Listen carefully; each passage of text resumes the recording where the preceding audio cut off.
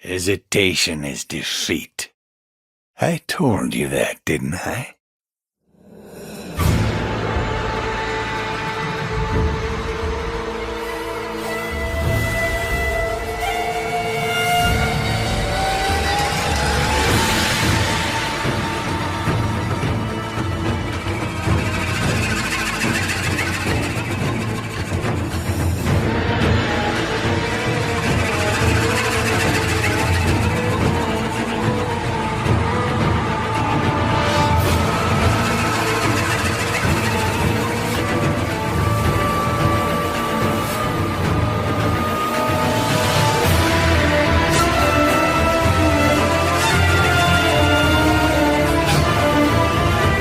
How's it going, everyone? My name is Iron Stark, and today I'll be showing a build centered around the Great Katana, one of the new weapon classes in the Shadow of the Erdtree DLC, and the only infusible Great Katana in the game.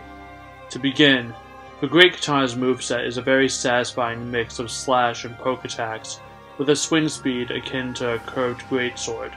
What's particularly useful is just how many poke attacks the moveset has, with the second move in the light attack chain being a poke, as well as the running light attack. The Great Katana also deals pretty decent stance damage, similar to a Greatsword class weapon, and has similar range. In terms of the scaling for the Great Katana, this build could have worked as a Strength build or a Dexterity build. It gets a B scaling in Strength when set to Heavy, and a B in Dexterity when set to Keen, with a scaling value of 123 for both. I chose to go with Keen, and made this a Dexterity build, mainly for min-maxing purposes, because it does have a slightly higher dex requirement. The Ashes of War I chose to use for this build are ones that act as solid extensions to the Great Katana's already formidable moveset. First, I want to talk about the Great Katana's unique stance weapon skill, Overhead Stance, where the character holds the Great Katana aloft before attacking.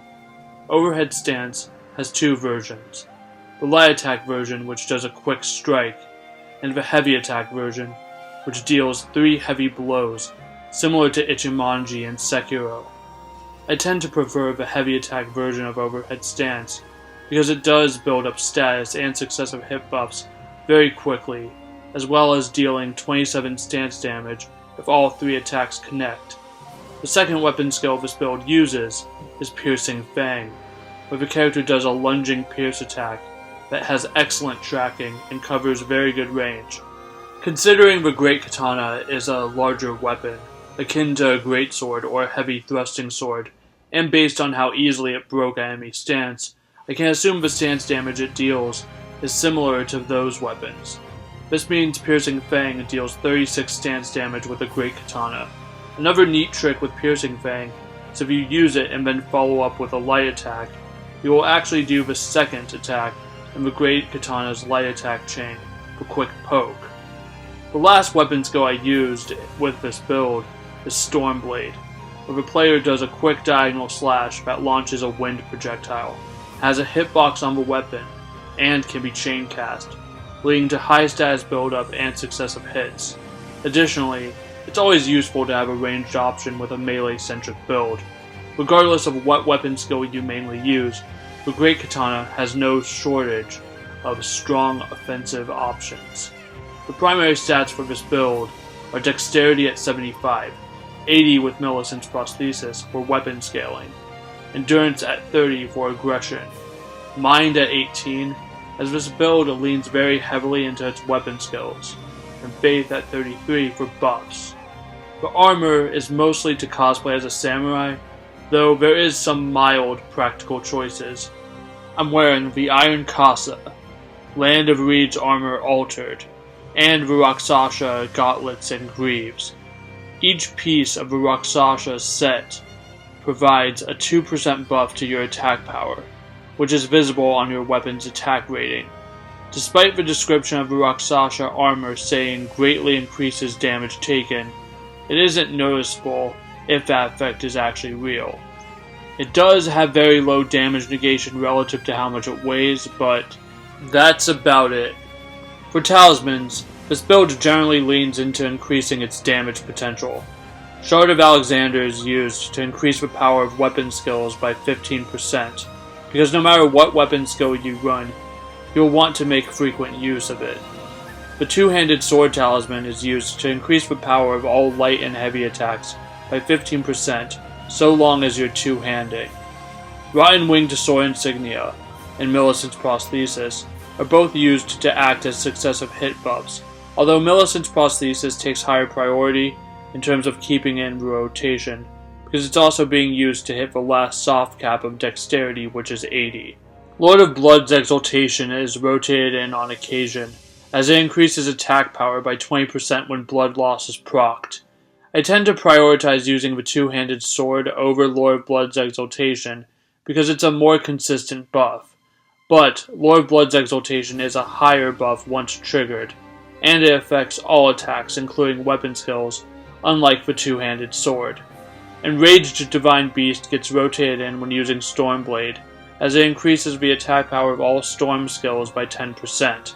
The final talisman that gets rotated in is the Dragon Crest Great Shield, because damage negation is good. For buffs, one constant is Bloodflame Blade, a weapon buff that applies blood flame to a weapon.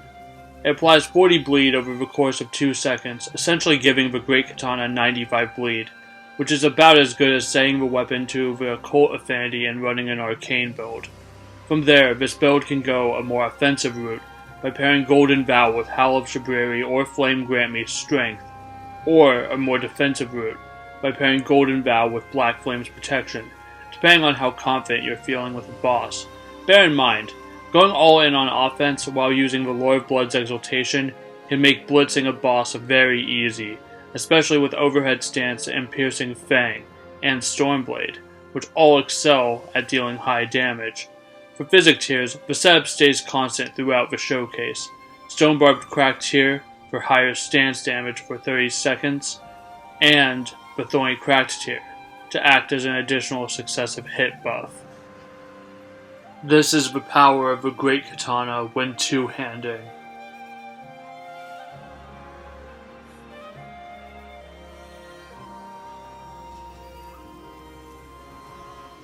This is the power of a Great Katana when two-handing and buffed with Bloodflame Blade, Golden Vow, and Howl of Shabriri.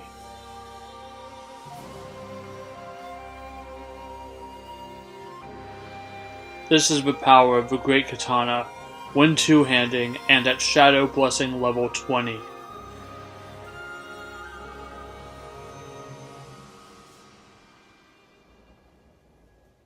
This is the power of the Great Katana when two-handing and fully buffed at Shadow Blessing level 20.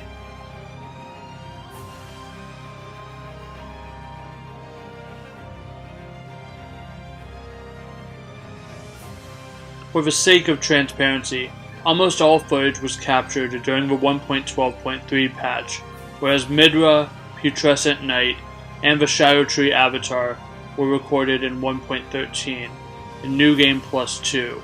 And as always, enjoy the showcase.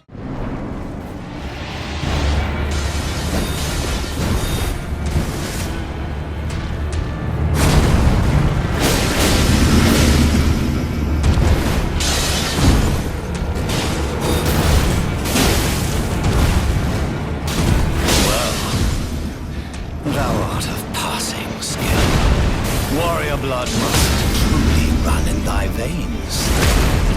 Tarnish.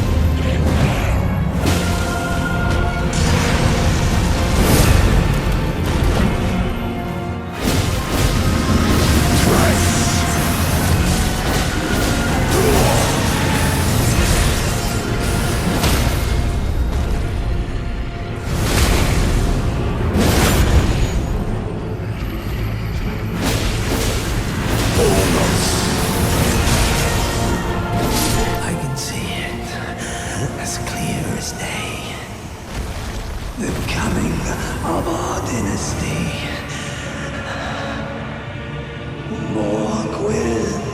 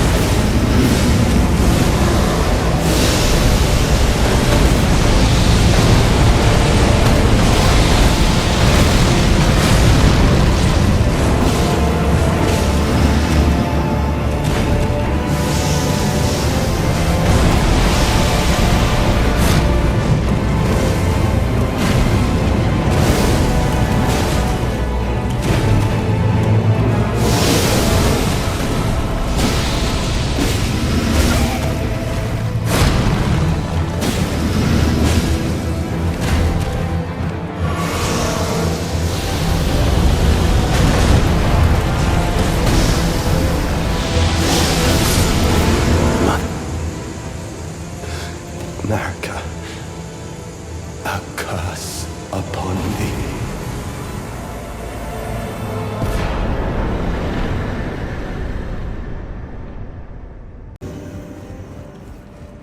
The depth